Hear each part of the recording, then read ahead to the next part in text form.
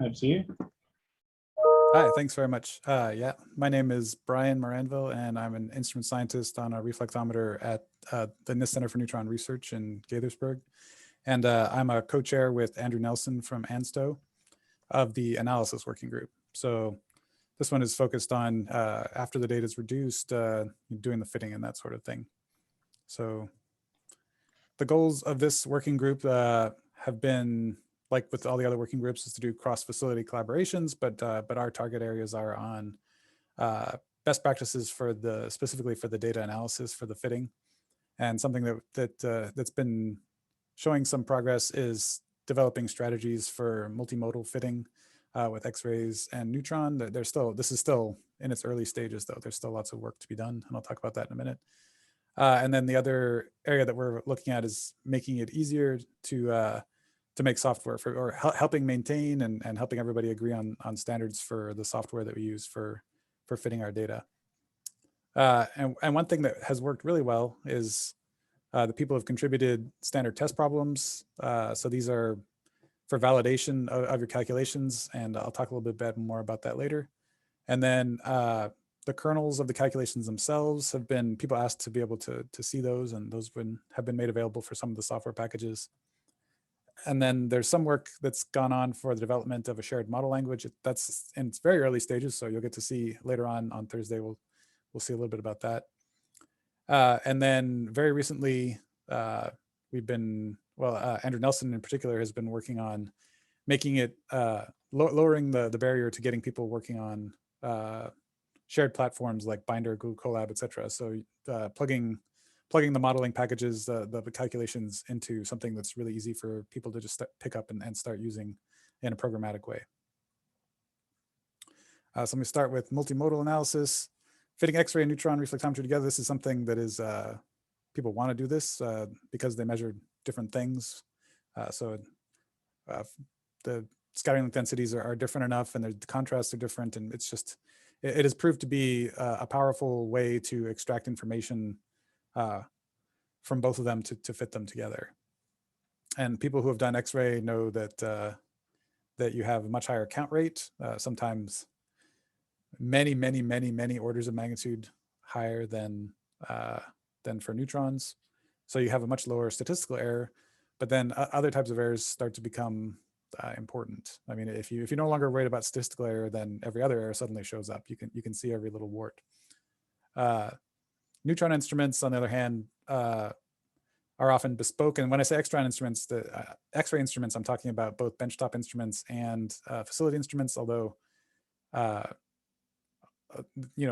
there's a lot more people have access to a benchtop instrument. And so when I say that neutron instruments are better characterized, that's in comparison to the benchtop instruments, where sometimes it's just something you buy off the shelf, and you won't necessarily have engineered it yourself or measured it down to its last little detail.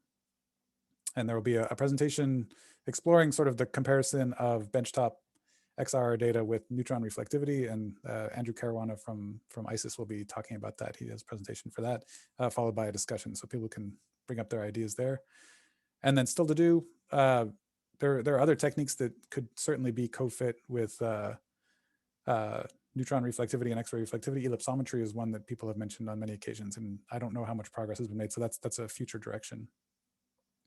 And then when talking about both techniques, it's important. What we've noticed is that there are a lot of systematic and statistical uncertainties that are weighted differently for the different types of instruments, and so there's some exploration of that. Then standard test problems, I mentioned this briefly. These are available on the website that's indicated here. You can look at these test problems, and what's really interesting is that Andrew Nelson and others have written some scripts that run automatically on a regular basis that run these tests on the major packages. So they download the packages and then run these tests and validate the outputs. This is really also working the way that it's supposed to. Different maintainers from different institutions are talking together about how this is supposed to work, and an error got caught recently, and someone was able to fix their error right away because they found that they weren't passing their validation test anymore. One thing that's missing from the standard test problems is polarized validation tests. So we have a number of unpolarized data sets, but we're missing polarized data sets. Calculation kernels, this is more as a resource. So people who are interested in how things work at the very lowest level, like for an unpolarized reflectivity, you sort of have this little matrix that's at the bottom, and how that gets processed, and how you feed in an array of SLDs and absorptions and get out a reflectivity at the end. So the C code for doing that for a couple packages has been exposed, and that's available on it's sort of gathered here again in the analysis section. And then what we haven't done is make wrappers for it. I mean, there are some Python wrappers that are embedded in the programs that we're using, but then people have asked for Java and other languages, and that's still something to do. And then shared model language, this is something we've talked about since the beginning of Orso, and it's possibly been the slowest thing to start. But this year, I actually personally put together sort of an example of a schema for what a model language might look like, and so we can talk about that on Thursday. There's these advantages, so it seems like something that would be useful. If there's just a shared language, then it could be your models could be portable between different packages, and people could share tools and models, and in general, the Orso might just work better for developing these things together if we can agree on what the different parts of the model mean.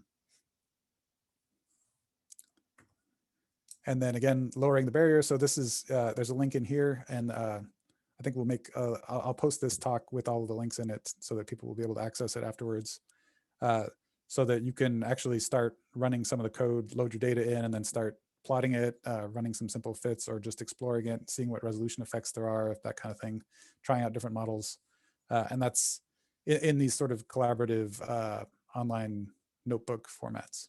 So that's available here. And that's just a little flavor of what we're working on the analysis, and hopefully people will come to the Thursday session and hear more about it.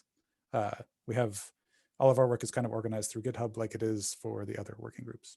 Thanks very much.